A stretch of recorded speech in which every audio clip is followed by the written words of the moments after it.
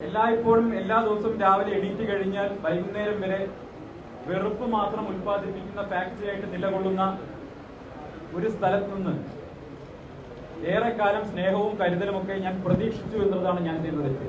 സമവായമല്ല പരിഹാരമാണ് എനിക്ക് വേണ്ടത്. അതിന്റെ സമയം കഴിഞ്ഞു. മുറിവേറ്റ മനസ്സുമായാണ് സന്ദീപ് വാര്യർ ഏതാനും ദിവസങ്ങൾക്ക് മുൻപ് മനസ്സ് തുറന്നത്.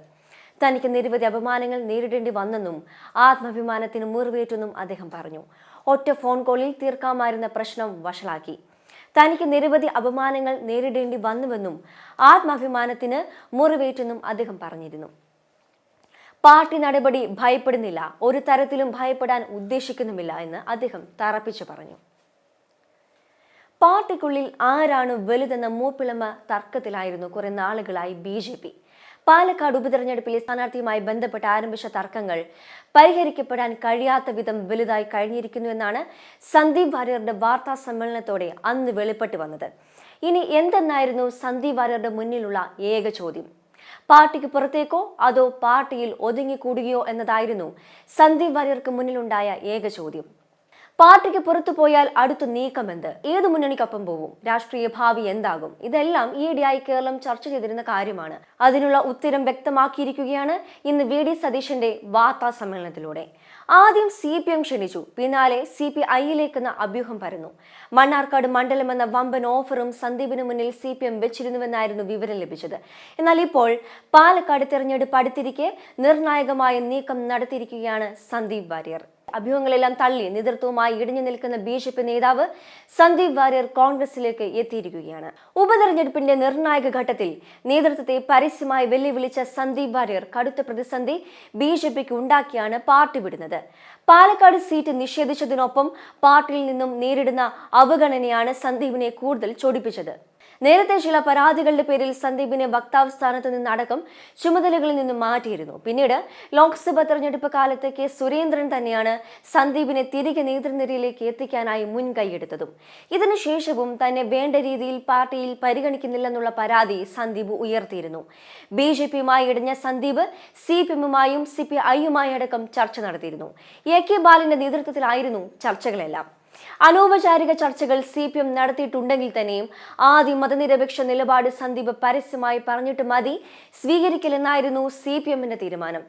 ഇതോടെയാണ് സന്ദീപ് കോൺഗ്രസിന്റെ വഴിയിലേക്ക് എത്തിയത്.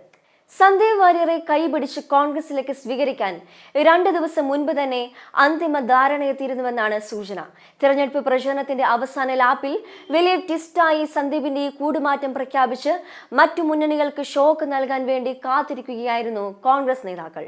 രഥോത്സവം കൂടി കഴിഞ്ഞു മതി പ്രഖ്യാപനമെന്നായിരുന്നു തീരുമാനം. ഇതിനിടെ ഹൈക്കമാൻഡിന്റെ അനുമതി കൂടി ലഭിച്ചതോടെ പ്രഖ്യാപനം നടത്താൻ കോൺഗ്രസ് തീരുമാനിക്കുകയായിരുന്നു. P. സരിന്റെ അപ്രതീക്ഷിത ചുവടുമാറ്റവും പിന്നീട് വന്ന കള്ളപ്പണ വിവാദവും മറികടക്കാൻ BJPയുടെ കരുത്തനായ നേതാവിനെ തന്നെ ഒപ്പം ചേർക്കുന്നതിലൂടെ കഴിയുമെന്നാണ് കോൺഗ്രസ് നേതൃത്വത്തിന്റെ കണക്കുകൂട്ടൽ. സന്ദീപ് BJP വിട്ട് CPM-ലേക്ക് പോകുന്നുവെന്നായിരുന്നു ആദ്യഘട്ടത്തിൽ പറഞ്ഞിരുന്നത്. എന്നാൽ സന്ദീപ് തന്നെ ഇത് നിഷേധിക്കുകയായിരുന്നു. കോൺഗ്രസ് വിട്ടെത്തിയ P. സരിന് പിന്നാലെ BJP വിട്ടെത്തുന്ന സന്ദീപിനെ കൂടി സ്വീകരിക്കുന്നതിൽ CPM-നുള്ളിൽ തന്നെ അതേസമയം അതൃപ്തിയും ഉയർന്നിരുന്നു. ഇതിനിടെയാണ് കോൺഗ്രസ് അതീവ രഹസ്യമായി ഓപ്പറേഷൻ ആരംഭിച്ചത്. പ്രതിപക്ഷ നേതാവ് VD സതീശൻ ഉൾപ്പെടെയുള്ള കോൺഗ്രസ് നേതാക്കൾ സന്ദീപുമായി ചർച്ച നടത്തിയിരുന്നുവെന്നാണ് സൂചന. പാലക്കാട് പല നേതാക്കന്മാരും പാർട്ടി വിട്ടു പോകുന്നതിനിടെയാണ് സന്ദീപിനെ കോൺഗ്രസിലേക്ക് എത്തിച്ചുകൊണ്ടുള്ള കോൺഗ്രസിന്റെ ഈ മിന്നൽ നീക്കം. BJP സംസ്ഥാന അധ്യക്ഷൻ K. സുരേന്ദ്രനും സംഘവുമാണ് താൻ കോൺഗ്രസിലേക്ക് വരാനുള്ള കാരണമെന്ന് വാർത്താ സമ്മേളനത്തിൽ ഇന്ന് വ്യക്തമാക്കിയാണ് സന്ദീപിന്റെ കോൺഗ്രസിലേക്കുള്ള വരവ്. രാഷ്ട്രീയത്തിനപ്പുറം വ്യക്തിപരമായ ബന്ധങ്ങളും മാനവിക അടുപ്പങ്ങളും നിലനിൽക്കണമെന്നാണ് ഇക്കാലത്തും ആഗ്രഹിച്ചിട്ടുള്ളത്. സ്നേഹത്തിന്റെ കടയിൽ അംഗത്വം എടുക്കുന്നു എന്നും സന്ദീപ് പറഞ്ഞു. KPCC നേതൃത്വത്തിന്റെ വാർത്താ സമ്മേളനം നടക്കുന്നതിനിടെയാണ് മുദ്രാവാക്യം വിളികളുടെ അകമ്പടിയോടെ സന്ദീപ് വേദിയിലേക്ക് എത്തിയത്. BJPയുമായി മാനസികമായി അകന്ന സന്ദീപ് തിരിച്ചുവരാൻ സാധ്യത കുറവാണെന്ന നിഗമനത്തിലായിരുന്നു BJP സംസ്ഥാന നേതൃത്വവും. RSS നേതാവ് ജയകുമാറിന്റെ അനുനയവും ഫലം കണ്ടിരുന്നില്ല. പ്രശ്നങ്ങൾ പിന്നീട് ചർച്ച ചെയ്യാമെന്നും പാർട്ടിയിൽ സജീവമാകാനും സന്ദീപിനോട് BJP സംസ്ഥാന പ്രസിഡന്റ് K. സുരേന്ദ്രൻ മുൻപ് പലതവണ ആവശ്യപ്പെട്ടിരുന്നു. സന്ദീപ് അച്ചടക്ക ലംഘനത്തിന്റെ പരിധി വിട്ടെന്നായിരുന്നു പിന്നീട് നേതൃത്വത്തിന്റെ വിലയിരുത്തൽ. അങ്ങനെ RSSഉം BJPയും സന്ദീപിനെ കൈവിട്ടിരുന്ന സാഹചര്യത്തിലാണ് പാലക്കാട് തെരഞ്ഞെടുപ്പ് നടക്കുന്നതിന് മുൻപ് തന്നെ സന്ദീപ് ഇത്തരത്തിൽ അപ്രതീക്ഷിതമായ നീക്കം നടത്തുന്നത്. എന്തായാലും അപ്രതീക്ഷിതമായി സന്ദീപ് കളം മാറ്റി ചവിട്ടിയിരിക്കെ അദ്ദേഹത്തിന്റെ ഈ തീരുമാനം ശരിയായിരുന്നു എന്നുള്ള ചോദ്യവും ഉയരുന്നുണ്ട്. കൂടാതെ സന്ദീപ് വാര്യരെ കോൺഗ്രസിലേക്ക് ആനയിച്ചപ്പോൾ പാർട്ടിക്ക് ഏത് തരത്തിൽ അത് ഗുണകരമാകുമെന്നും കണ്ടറിയേണ്ടതുണ്ട്. ഒപ്പം സന്ദീപിന്റെ കോൺഗ്രസിലെ നിലനിൽപ്പും രാഷ്ട്രീയ ഭാവിയും. എല്ലായ്പ്പോഴും എല്ലാ ദിവസവും രാവിലെ എണീറ്റ് കഴിഞ്ഞാൽ വൈകുന്നേരം വരെ വെറുപ്പ് മാത്രം ഉൽപ്പാദിപ്പിക്കുന്ന ഫാക്ടറിയായിട്ട് നിലകൊള്ളുന്ന ഒരു സ്ഥലത്ത് നിന്ന് ഏറെക്കാലം സ്നേഹവും കരുതലുമൊക്കെ ഞാൻ പ്രതീക്ഷിച്ചു എന്നതാണ് ഞാൻ ചെയ്യുന്നത്. ഒരു സംഘടനയിൽപ്പെട്ട സഹപ്രവർത്തകൻ എന്ന നിലയ്ക്ക് ഞാൻ പ്രതീക്ഷിച്ച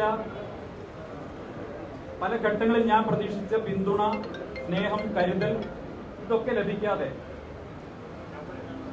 ഒരു ഓട്ടോക്രാറ്റിക് ആയിട്ടുള്ള ഒരു സിസ്റ്റത്തിനകത്ത് പെട്ടുപോയ അവസ്ഥയിലായിരുന്നു ഞാൻ ഉണ്ടായിരുന്നത്.